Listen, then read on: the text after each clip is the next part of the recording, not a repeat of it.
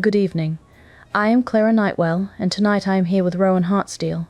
Tonight we are beginning a biographical journey through the life of a man often remembered as a symbol, but rarely examined as a political construction. George Washington is frequently called the father of a nation. Yet before that title existed, there was a colonial subject shaped by empire, hierarchy, and limitation. So this story does not begin with independence. No. It begins inside the British world that formed him. Understanding that world is essential to understanding his choices. Because revolutions are rarely born from certainty. They are born from tension, from loyalty that slowly becomes incompatible with reality. Rowan, let us begin before the nation existed, when the idea of becoming one was still unthinkable. George Washington was born in the colony of Virginia in the year 1732. At that time, Virginia was not a frontier of freedom, but a deeply stratified colonial society under British rule. So from the beginning, his world already had strict limits. Yes. Society was ordered by land, lineage, and loyalty to the crown. Advancement depended less on talent and more on connection. And Washington was not born into the highest circles. No. His family was respectable, but not powerful. When his father died during his childhood, Washington lost not only guidance, but access to elite education. That must have shaped his sense of limitation. It did. Without the path of university or law, Washington turned toward practical knowledge. He became a land surveyor while still very young. A profession that places you directly on the ground. Exactly. Surveying forced him to travel across vast territories, interact with settlers, observe frontier conflict, and understand land not as theory, but as power.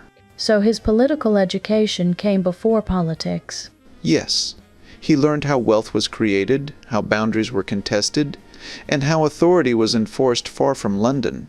Did he already see himself as something more than a colonial subject? Not yet. At this stage, Washington sought acceptance within the British system. His ambition was not rebellion, but recognition. To belong to a world that still felt distant. Yes. His early life was defined not by defiance, but by effort to rise within an order that would never fully open its doors. So before the Revolution, there was ambition shaped by restraint. In his early 20s, George Washington entered military service under the British Crown. At that time, the empire was engaged in a global struggle for territory, particularly in North America. So his first uniform was British. Yes. Washington did not join as a revolutionary. He joined as a loyal colonial officer, hoping military service would grant status and advancement. A path toward recognition. Exactly. The conflict that shaped him was the war between Britain and France for control of the Ohio Valley. This was not an American war, but an imperial one. And he was very young to be involved in it. He was inexperienced, ambitious, and eager to prove himself. Early on, he was sent on diplomatic and military missions far beyond the safety of settled colonies. That must have been dangerous. Extremely. The frontier was unstable, contested by French forces, British troops, and native nations defending their lands. So authority there was fragile. Yes. Washington's first real command ended in disaster. At Fort Necessity, he was surrounded and forced to surrender. That must have been devastating for him. It was. Worse still, the surrender document included a clause admitting responsibility for the death of a French officer. Washington signed it without fully understanding the language. So his first command ended in humiliation. Yes. News of the defeat spread widely. He became a subject of criticism rather than praise. Did the British command support him? Only partially.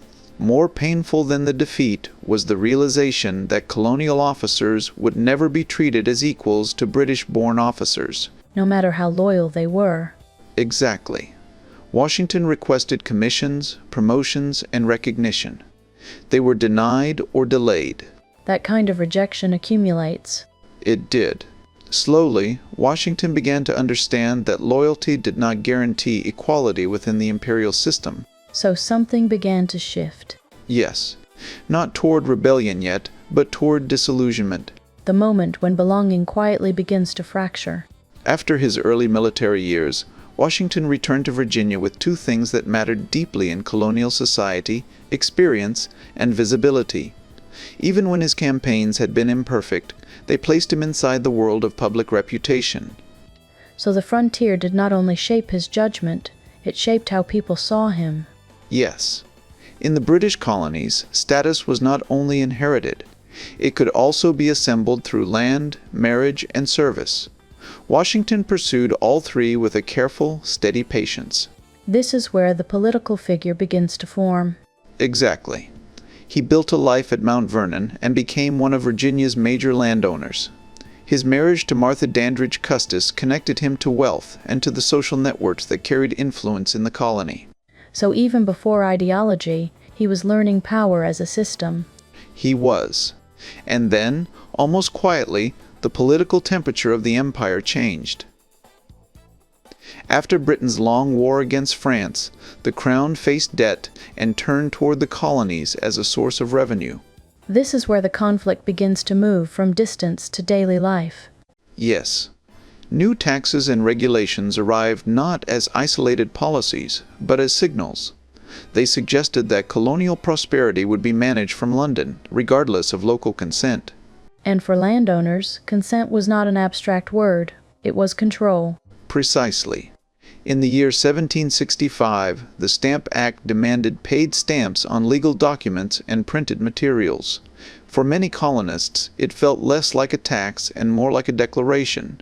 Parliament could reach into colonial life without representation. A legal pressure that becomes emotional pressure. Washington's response at this stage was cautious. He was not a street agitator. He believed in order, in restraint, in the legitimacy of institutions. But he also believed that authority had limits. So his early politics were conservative in temperament, even when they moved toward resistance. Yes. He entered the House of Burgesses, Virginia's colonial legislature, and learned the language of political opposition that still sounded loyal on the surface. The argument was not yet independence. It was rights. Rights within the empire. Exactly. When the townshend duties arrived a few years later, bringing taxes tied to trade and imports, resistance became more organized. Merchants and planters supported non-importation agreements, using economic pressure as a political tool. That is already a different kind of conflict, not weapons, leverage. Yes. Washington began to sign onto these agreements. He understood that the colonies were not equal partners in the empire, and that polite petitions alone were unlikely to be enough. So the shift is gradual, but it is real. It is. In the year 1773, the Boston Tea Party signaled that the conflict had crossed a threshold. Then the British response, the coercive acts, which many colonists called the intolerable acts, made the threat feel national rather than local. So even in Virginia, far from Boston, it felt personal. Yes. It suggested that any colony could be punished if it resisted. Washington's political world widened. He moved from provincial concerns to continental thinking, and that expansion is one of the most important parts of his growth. How did he do that, in practical terms? Through committees, correspondence, and meetings that connected elites across colonies. The First Continental Congress met in the year 1774. Washington attended as a delegate from Virginia. So he is now inside the room where a collective identity begins to form. Yes. And it matters that he was not the loudest voice in that room. Others were more ideological, more radical, more intellectually systematic. Washington contributed something else: steadiness, credibility, and the social legitimacy of a respected Virginia planter willing to share risk. That is a kind of leadership, even before leadership is announced. Exactly. He also began to prepare materially. He drilled with militia units, reviewed supplies, and thought in terms of logistics. This is a crucial point. Washington did not treat political crisis as theater. He treated it as a problem that might require force. So when war arrives, it will not be a surprise to him. Yes. But at this stage, he is still not speaking the language of separation. He is speaking the language of defense. The idea is to preserve rights and restrain power, not to destroy the world he grew up admiring. That makes his transformation more credible. It does. Washington becomes influential not by persuasion alone, but by being the kind of person others trust to act responsibly when the stakes rise. By the time open fighting begins in Massachusetts, Washington is already seen as someone prepared to carry consequence. So this is the bridge, from provincial gentleman to continental figure. Yes. And that bridge is built out of restraint, reputation, and a growing belief that the empire he once served was no longer capable of treating the colonies as partners. And once that belief settles in, the next step becomes almost inevitable. When fighting broke out in Massachusetts in the year 1775, the political crisis became open war. There was no longer space for negotiation. The colonies now faced a question they had avoided. Who would lead an army that did not yet belong to a nation? Leadership became a political decision. Washington was chosen because he represented unity, a respected Virginian, accepted by North and South alike. Not the loudest voice, but the safest one. When he accepted command, he refused salary and asked only for expenses, signaling that authority would serve the cause, not the man. A moment that defined the tone of everything that followed. As the war continued, Washington faced a problem greater than any single battle: keeping the army alive. Because without the army, the revolution ends. Supplies were scarce. Soldiers went unpaid. Enlistments expired. Discipline weakened. So leadership became daily maintenance. Washington avoided decisive confrontations, choosing retreat when survival demanded it. A strategy often misunderstood. Yet endurance changed the balance. Time allowed foreign support to grow, especially from France. Patience became a form of resistance. When the war ended, Washington faced a different danger: power without limits. Victory can distort judgment. Many expected him to remain in command. Some even spoke of monarchy. A familiar pattern in history. Washington chose differently. He resigned his military authority and returned home. A decision louder than any speech. Later, as president, he would again accept power only temporarily, and then step away once more, leaving behind an example instead of a throne. Before we close tonight, let's take a moment and welcome Margaret. Margaret, for those who want to stay a little longer with George Washington, where would you guide them? Thank you, Clara. Washington is a figure best understood slowly, through context rather than legend. A thoughtful place to begin is Washington, A Life by Ron Chernow, which explores how his authority was built through restraint rather than ambition. So it helps separate the man from the myth. Exactly. And for readers interested in his political judgment, his farewell address offers a quiet but powerful window into how seriously he viewed limits on power. A way to understand his final message. Yes. Sometimes a life is best understood by how carefully it ends. Thank you, Margaret.